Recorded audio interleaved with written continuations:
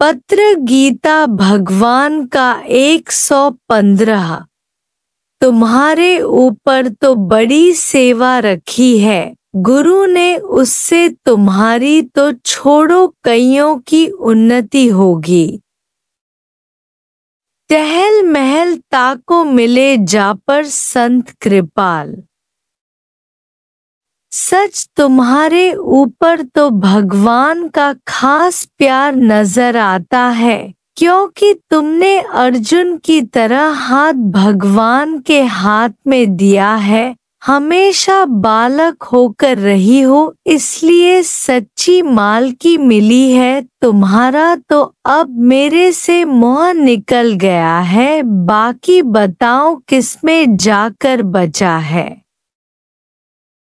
आज एक किताब में पढ़ा है कि पवित्रता की एंड यह है कि चित्त की एकाग्रता का आखिरी छोर एक ही प्रीतम तक महदूद न रहे, मगर सारी सृष्टि से अमल हो जाए। प्रीत की एंड वह है कि मित्र का मन अपना मन एक हो जाए। मित्र का विश्वास अपना विश्वास हो जाए। मिलने और बिछुड़ने का वहम निकल गया, आपस में बेहद प्रेम भरपूर हो गया। गुरु के साथ रहने में अपना मजा है, बिछुड़ने में अपना मजा है। मतलब है ही मौज।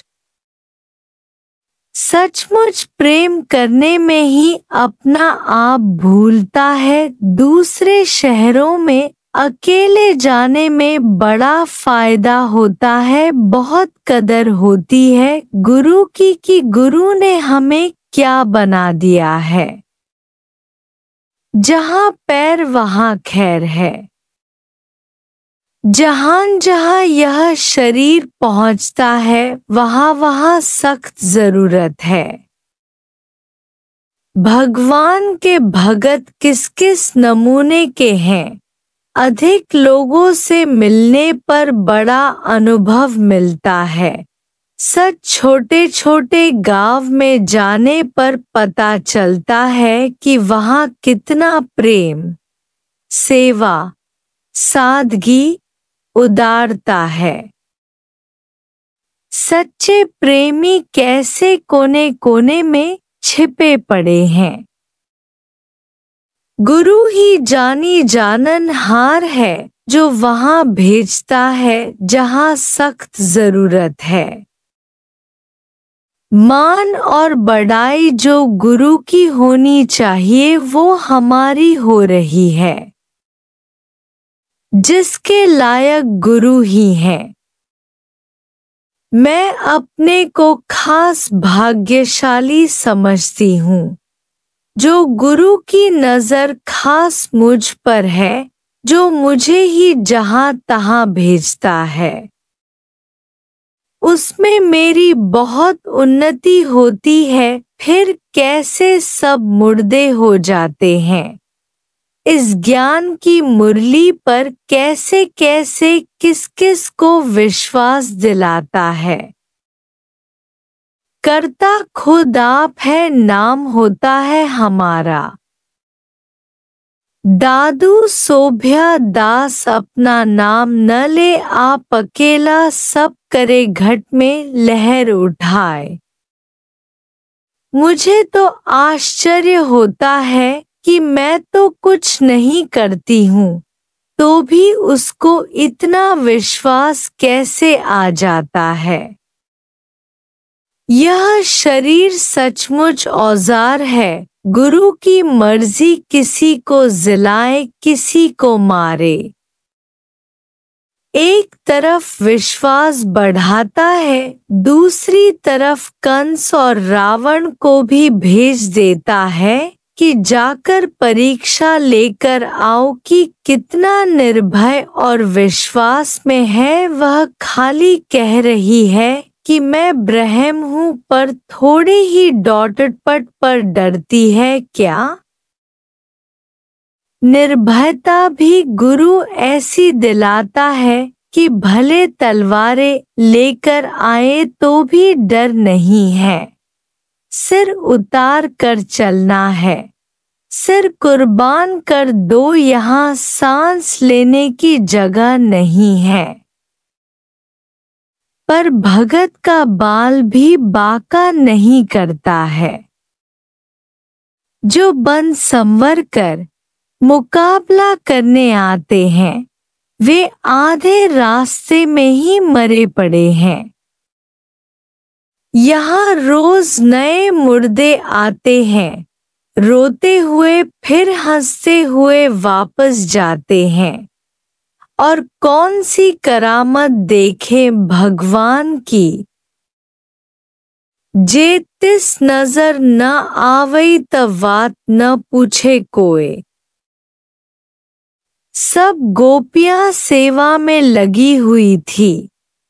इस पर भी सबने यहाँ तक कहा कि हमने गुरु के लिए अभी कुछ नहीं किया है। इतना करते हुए भी सबने रोया। उन्हें देखकर हमने कहा हमने भी अभी तक गुरु के लिए कुछ नहीं किया है जो ये सब गुरु के लिए कर रही है। इस बार ऐसा महसूस हुआ कि जैसे भगवान ने उद्धव को भेजा था कि जाकर ज्ञान देकर आओ, पर उद्धव उनका प्रेम देखकर हैरान हो गया कि ये सब मेरे से भी ऊपर हैं। उल्टा प्रेम सीख कर आया। कदम कदम पर एक दूसरे से सीखते हैं। जब सद्गुरु के पास मरूं तो सबको पसंद आऊं। जब गुरु का हाथ सिर पर है तभी हर एक चाहता है। गुरु निष्काम और निरेच्छा है तभी हम माया से बच जाते हैं, नहीं तो भगत भी बड़ी माया है। प्रेम सेवा प्रशंसा तन मन धन की सेवा करके कच्चे को तो गिरा दे। ये भगत पर हर वक्त मन के ऊपर गुरु का पहरा रखना है, सुजाग रहना है कि कैसे माया में गिरना नहीं है। गुरु ने इतना तो निष्काम बनाया है कि तीनों लोकों का राज्य चरणों में पड़ा है। रिद्धियां सिद्धियां सब नौकर हैं। किसी भी बात की कमी नहीं है। पर मन में कोई भी इच्छा नहीं है, कुछ भी चाहिए नहीं। यह कसम उठाया है तो माया दरबान दासी होकर रहती है। अंदर आने की ताकत नहीं। राह में अपने आप को बचाते हुए आगे बढ़ना है। यदि एक भी कांटा लग गया तो खड़े होकर निकालना पड़ेगा। रुकावट हो जाएगी मंजिल पर पहुंचने के लिए। यहाँ के भगत भी चिपकू